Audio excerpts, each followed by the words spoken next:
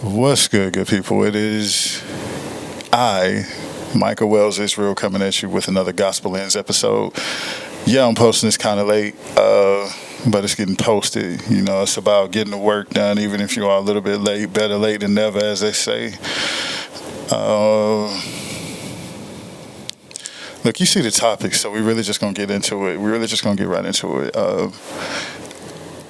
As I'm going to say plenty of times on this podcast and on this YouTube channel, is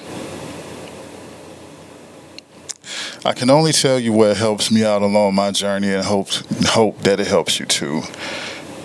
I do believe that a lot of men and women of God put too much focus on what they can do themselves, and it takes the glory away from God. And I try my best not to do that. And I understand that this may be understood, but I even understand that.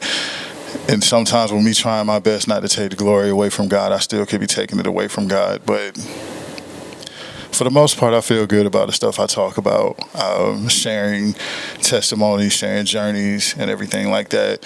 And that's all this is too. So for the past, since this so I'll break it down to you like this. When I moved outside of Atlanta in March of 2024. Well, no, I moved to outside of Atlanta in July 2024. I'm going on a little over a year and a half being in Atlanta, outside of Atlanta, because some people are weird when you say you live in Atlanta, you know. But I can honestly sit up here and admit that I've had so much growth. I hated the fact that I had to leave my kids with the mother of my children, not easily access to them. I'm only 3 hours away, but it's still 3 hours away.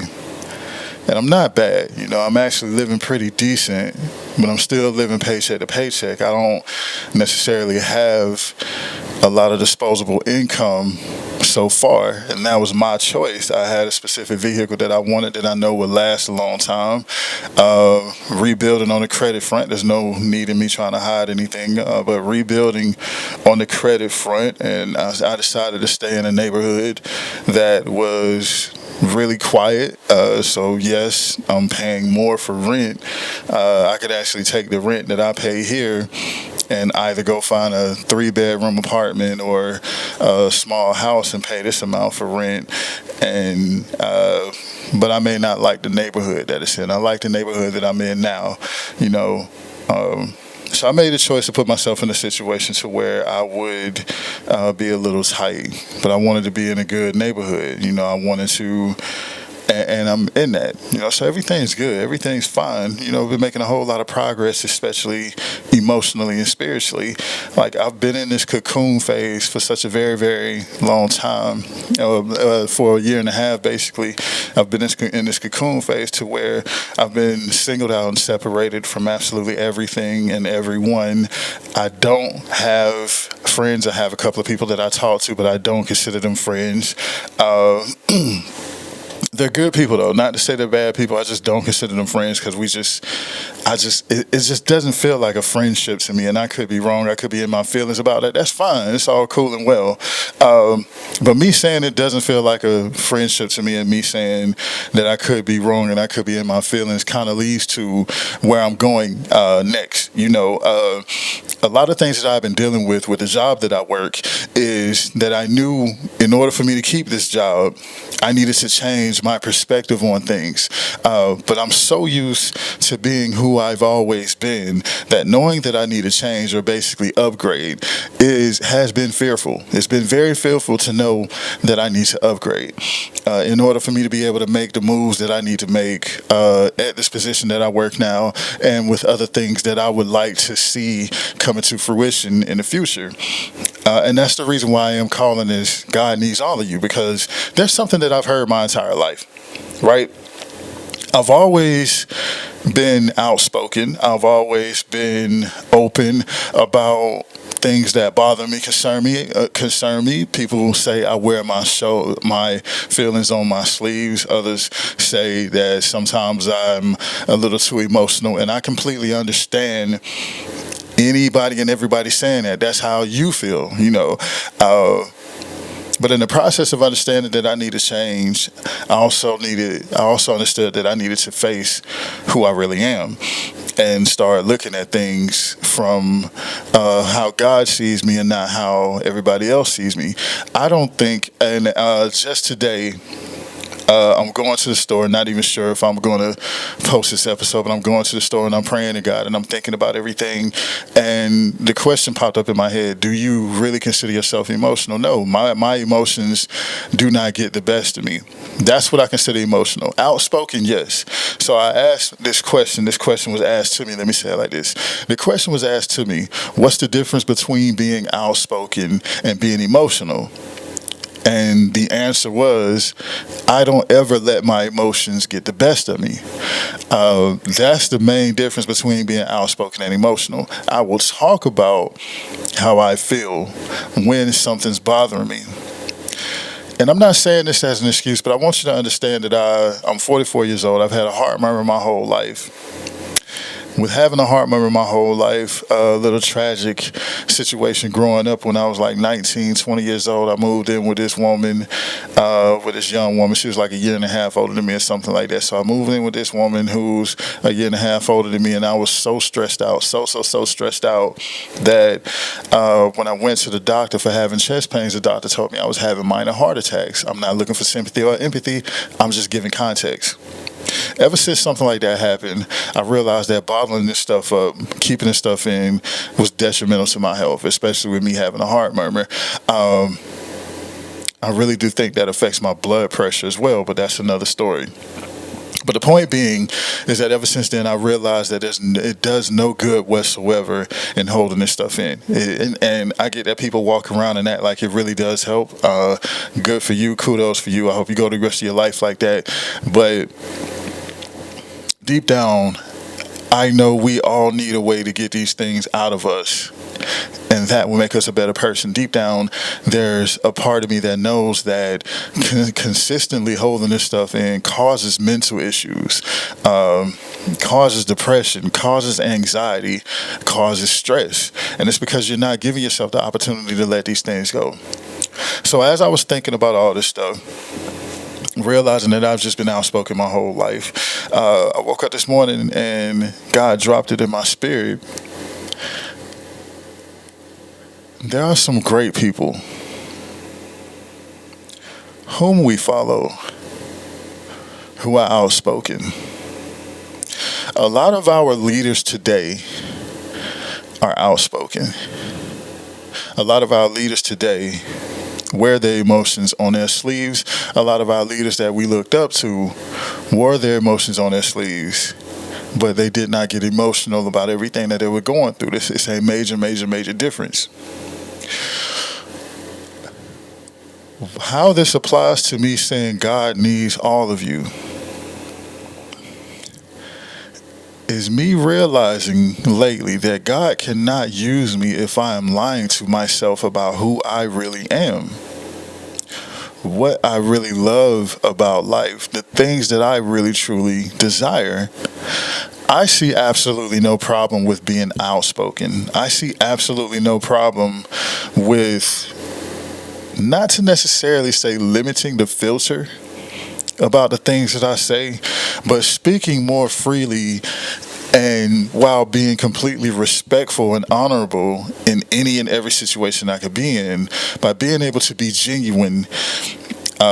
That's it, being able to be genuinely me.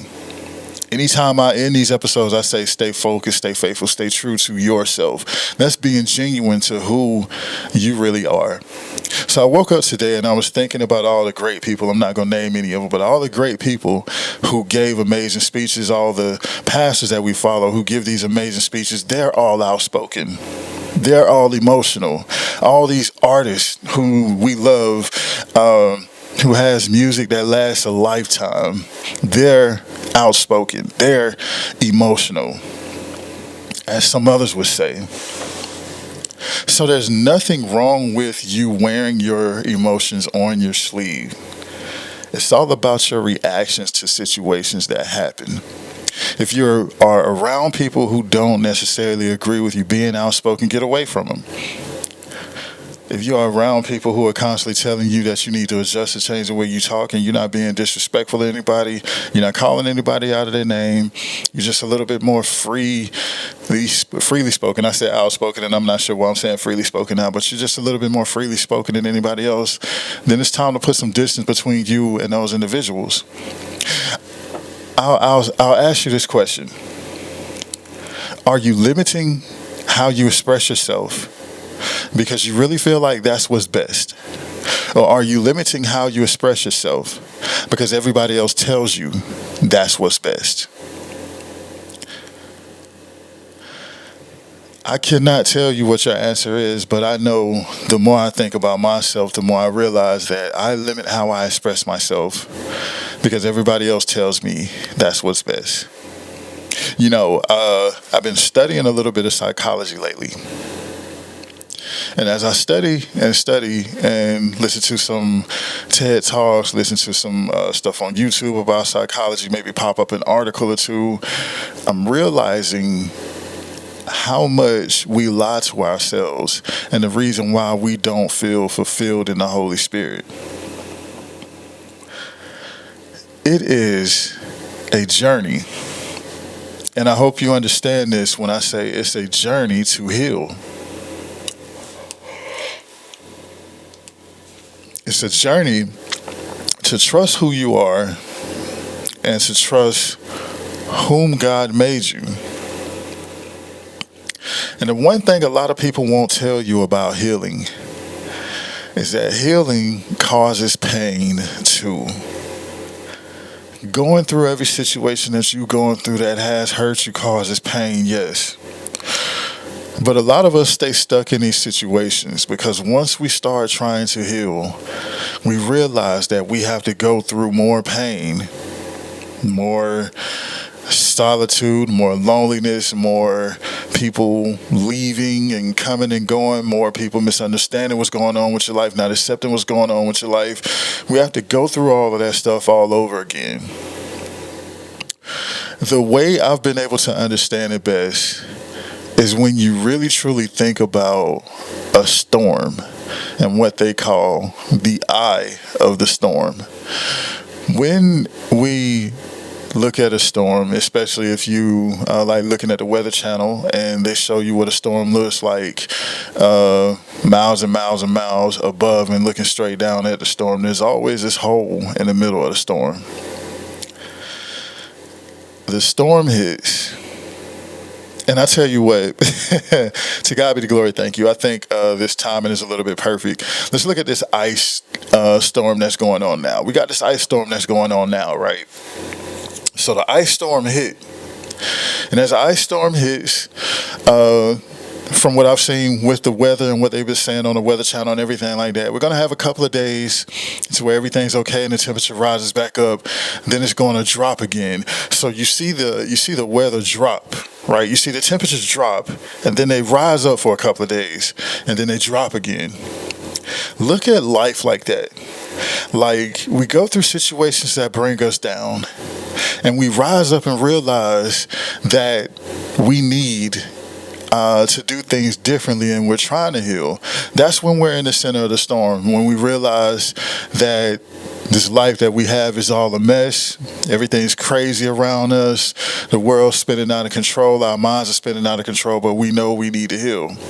The problem with that is that a lot of us don't even understand that in order for us to heal, we have to go through the other side of the mess that we have been put in or put ourselves in. So you know how people say out of the frying pan, old school cats that say out of the frying pan into the fire. That's literally how life is. But the thing about jumping out of the frying pan, going into the fire, is that God is putting you in that fire to mold you, to make you stronger, to make you better. You're going to come out of this storm a whole lot better than you were. You know, like when you think about the caterpillar and the metamorphosis of a caterpillar to a butterfly. There's this phase in the caterpillar's life where it is cocooned.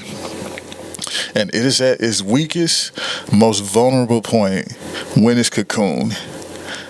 I need you to please look this up and do your own research. Don't just take my word for these things. Pray to God about everything that I'm saying. But after me saying that, I do want to point out, when a caterpillar is cocooned, it turns into mush. It turns into absolutely nothing. If someone were to pop that shell before the metamorphosis is complete, the caterpillar will surely die. I'm saying to you, don't run from your cocoon. Let God use all of you. God needs all of you. We have this misunderstanding of darkness. We have this misunderstanding of the dark sides of us. We think that darkness and evil are equivalent to each other, and they're not. We, just as, I haven't said this in a while, Holy Spirit, thank you for dropping this on me. I would talk to my children, and I've said to other people, like I remember this conversation I had with my daughter. We were talking about what the world would be like if it was completely dark. For some reason, that's immediately where people go, like, Dad, the world would freeze if it was completely dark. Yes, the world would freeze if there was no sun, but think about if we never had any darkness. Think about what would happen if there was nothing but sun. The world would burn. I said, so you have to look at the polar opposites of this. If we had no sun, if we had no light, all of the livestock, all of the vegetables and everything we eat, all the stuff that we live off of would die. Well, most of it would. No, eventually all of it would die. If we lived with nothing but sunlight, then the sun would surely eventually dry everything out and everything would still die. So there's a light inside of us and there's a darkness inside of us as well that we need. You know the scripture that everybody loves quoting? Behold, I send you out as sheep amongst wolves. Therefore be ye as wise as a serpent, yet as harmless as a dove. What do you think that's talking about? What do you think that actually means? That means we have to be willing to let our darkness roam just as well as our light. We have to get our light and our darkness to actually conversate and communicate with each other, to actually become one. That way God can really truly use us to the fullest. Aren't you tired of sitting around wondering when God is really going to put you to work? Aren't you tired of sitting around feeling empty inside, or just having this big chunk of you that's missing? Not knowing what it is, but knowing that there's something that you need to do. There's some changes that you need to make, and you're waiting for it to drop in your spirit on what it is. I'm tired. And I keep saying that, but I know God has been dealing with me with this. The fact that it's been hitting me so much lately is I feel like it's coming to an end, and I feel like it's going to be an amazing thing when this molding is finally done. But the point I'm trying to make to you is this. If you cannot accept fully who you are, God cannot evolve, upgrade, update, or improve who you are. This is the reason why people like us have been dealing with these same issues for 5, 10, 15, 20, 30 years. Because we refuse to accept the fact that we're not all good. But just because we're not all good, it doesn't mean we're evil. In order for us to really truly walk with God and to be able to heal and help other people, we have to be knowledgeable of evil, but we don't have to live and dwell in evil. We have to be knowledgeable of snakes. We have to know how to survive and fight snakes. We have to know how to survive and fight wolves, but we have to keep our spirit and our hearts pure. But you have to know about what's going on out there. You have to have knowledge and wisdom about what's going on out there. You have to have the ability of discernment about what's going on out there. And you cannot have the ability of discernment without knowing that there's a counterpart to absolutely everything in this world. To every good, there's a balance of evil that's out there. But as we go back to speaking about light and darkness is in you. But please go to God about it. If I'm wrong, I'll be wrong. But go to God, pray, and ask God, is darkness really wrong? Or has the world taught us to equate darkness with evil? And that's the reason why we are not fully complete in ourselves, because we feel like accepting ourselves in our entirety means that we're accepting evil into our lives. And that's just not true. God needs all of you. God needs you to stop lying to yourself about who you are. God needs us to make the necessary adjustments that we need to make the improvements that we need to make in order for God to really do what God needs to do in this day and age, because the time is coming to where those who have been sitting on the sidelines are about to get in the game. And you cannot get in the game if you do not believe you're going to win. You cannot get in the game if you're not willing to compete with what's out there. There's one more thing I want to say. I can't really think about what it is. It was on the top of it was like right in front of my big old forehead, and now it's not.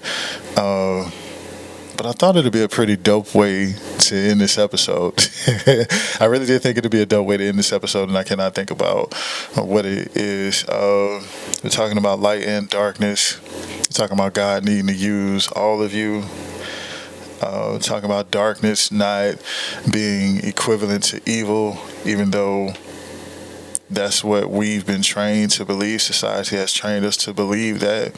I've told you that maybe it's a good idea for you to separate yourself from people who can't understand your light. Stop dimming your light for other people, please. And stop dimming your light and stop dimming your life for other people. I really cannot think about what the other thing is that I want to say. So I'm going to go ahead and end this. Remember my 5 favorite things. Stay focused. Stay faithful. Stay true to yourself. Treat other people how you want to be treated. And give God all the respect and glory that God deserves. Because God is doing a lot more in your life than you could ever imagine. Don't be afraid of what's coming. Don't be afraid of the changes that you have to make. The changes that you have to make is going to take you exactly where you feel like you should have always been. I will see y'all Sunday as we go over the 5th commandment. And I'm letting y'all know, as I've been dealing with these changes and dealing with growth, like I'm not too sure what's going to happen with this channel. It will be consistent. I will be posting every Sunday and Thursday, but I'm not too sure how it's going to go so far as topics or anything like that. I'm just really letting myself go and giving myself over fully to God to use me however God sees fit. And the one thing I'm certain of, and the one type of faith that I have that a lot of people may not, is I can understand if God uses me for His glory, but not for mine. I'll see y'all Sunday when we go over the 5th commandment. I love you. I know that Jesus does too. Let's build. Let's grow together. Thank you for tuning in to Obedience, Faith, and Discernment. Peace.